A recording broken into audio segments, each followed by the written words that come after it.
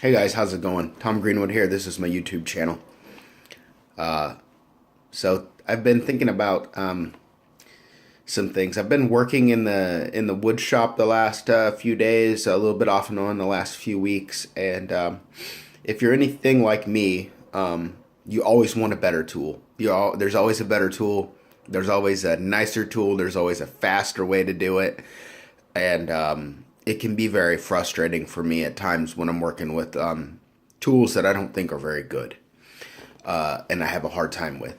The wood shop's small, not a lot of room, not room for a full table saw in there. So I do a lot of stuff that's the not the most ideal way. It gets it done, but it's less than ideal. I'll say that.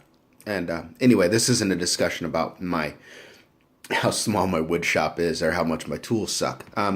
It actually makes me think about something else, which is doing the best job you can with what you have until you outgrow it.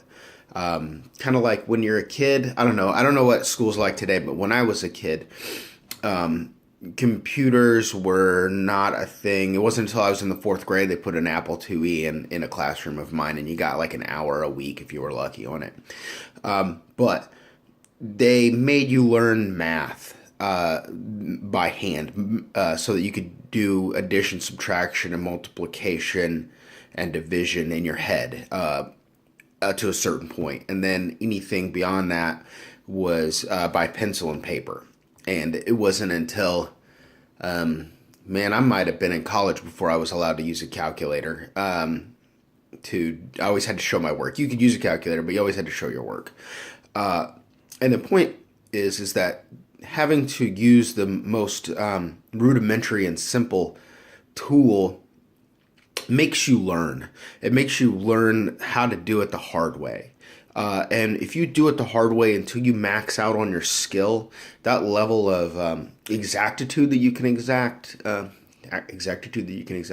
level of exactitude that you can bring to bear on your work will transfer when you get a jig or a machine tool or something like that, and you'll also appreciate it when you have it. I've been teaching myself dovetail joinery, and I haven't been able to do any of it because I got in a hurry and I broke my saw. I use a Japanese pull saw, and it's kind of fragile, very thin, cuts very thin, very sharp, good for learners, beginners. But I got in a hurry and I broke it, so I haven't been able to practice. But I started and have been using the old school way. So I have a marking knife, I have an adjustable bevel, and a ruler and some chisels, and my pool saw and a little coping saw, and that's all that I have. So the rest of it is like I have to make myself get as good as I can with the tools that I have.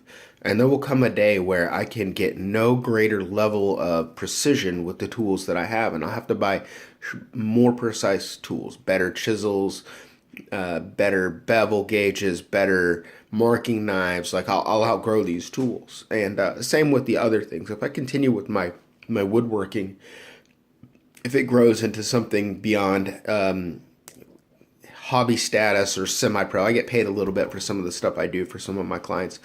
But if I grow beyond it, I'll get a better shop, and as I get that better shop, I'll need better tools eventually, more exact tools, easier to calibrate, etc., etc. So part of me is embracing the janky tools that I have. I got some janky tools. That's just where I'm at. I don't have a whole lot of money to invest in really great tools right now.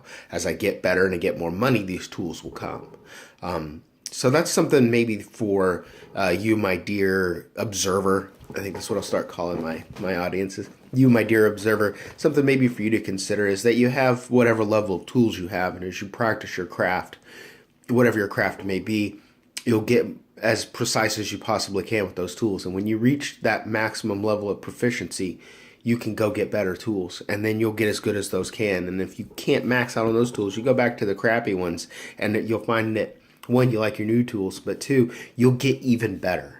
You'll get even better, and then you can go back to your good tool, and you'll be even better with it. And so I'm becoming converted to the school of like, get as good with a janky tool as you possibly can get. When you max out on it, when you get a nice tool, you'll appreciate it, you'll be able to move very quickly, and your level of skill will jump too. I don't know if there's any studies on that. This is just kind of my experience working with crappy tools and then slightly less crappy tools. And then I have some okay, decent tools now. So I have no idea what I'll title this. Maybe like keep working with your crappy tools or whatever. It doesn't matter. I hope you guys are enjoying the videos. If you have any questions, send them to me. I'd be happy to talk about it. I appreciate the feedback that I've been getting from a few people. I really like it. Of course, if you think these videos are helpful, share them with people. I put them out there to help you as much as it is to hear this stuff for myself. So anyway, I hope you have a good day, and I'll talk to you in the future. Bye.